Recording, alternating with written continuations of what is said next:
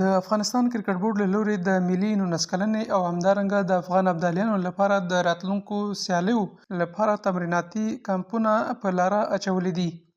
د افغانستان کرکټ بورډ له لوري په خبره شوې خبرپاڼه کې راغلي چې د افغان ملي 19 کلنې لوبډلې لپاره په کابل او د افغان ابدالیانو لپاره په کندوز ولایت کې له تېرې څه مودې راهیسې تمریناتی کمپونه پیل شوي دي. د افغانستان کرکټ بورډ وایان سید نسیم سادات شال ټلویزیون ته په یو ویډیویي کلیپ کې ویلي دي چې له یاد کمپ څخه به د ملي 19 کلنې لوبډلې لپاره لوبغاړي انتخاب شي چې دوی به د افغانستان په کوربتوب د افغانستان، پاکستان، متحده عربي اماراتو په درې اړخیزه سیریز او په یو شمېر نورو مهمو لوبو کې به ګډون وکړي. د افغانستان کرکټ بورډ د 19 کلنو ملي لوبډلې ابتدایي نوملړ چې تېره اونۍ اعلان کړ،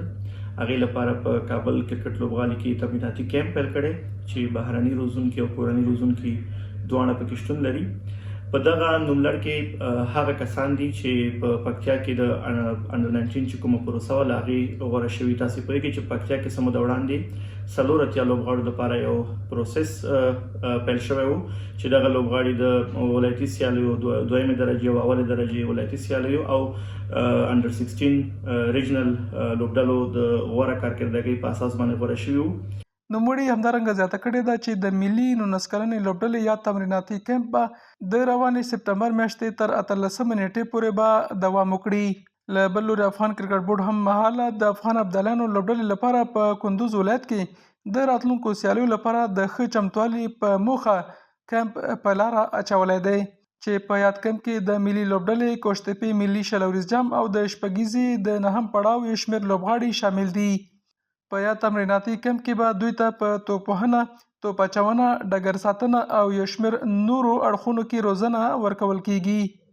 سادات زیاتوي چې له کندوز وروسته افغان کرکټ بورډ پلان لري چې د افغان ابدالیانو لپاره بل تمریناتی کیمپ هم په لاره واچوي، به په افغان ابدالیانو لوبډله کې انتخاب شي ترڅو په مهمو سیالیو کې د افغانستان استازیتوب وکړي. د 19 کلنو سربیره د ایمرجنګ ځوانانو لپاره هم یو تمریناتی کیمپ پیل شوی چې دغه کیمپ په کندوز کې ترسره کیږي. په هغه کیمپ کې هم د روزونکو له لوري د ایمرجنګ ځوانانو سره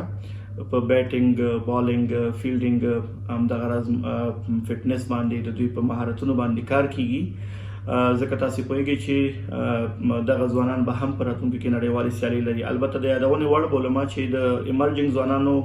ابتدایي نوملړ هم تېره اونۍ د غوراوي کمیټې له لوري اعلان شو چې پکې ډېری هغه لوبغاړي دي چې د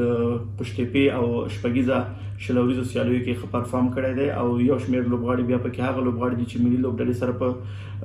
20 اوریزه بڼه کې پاتې شوي دي. د یادونې وړ ده چې د افغانستان کرکټ بورډ له لوري د افغان ابدالیانو او د افغانستان د ملي 19 کلنې لوبډلو لپاره د تمریناتی کمپونو لپاره لومړني نوملړونه خپاره کړي وو. کله چې دوی دا کیمپ پای ته رسېږي، دوی هم بیا یو بل کیمپ لري په یو بل ولایت کې، هغه کیمپ به هم ترسره کوي او له هغې وروسته به له دوی د جملې نه ایمرجنګ لوبډله انتخابېږي چې په راتلونکي کې د عمان په کوربتوب موږ یو 4 اړخیزه سیریز لرو چې په هغې کې عمان، هانګ کانګ، سریلانکا او افغانستان شامل دی او له هغې وروسته بیا د ایمرجنګ ځوانانو اسیا جام دی. نو د دغه کیمپونو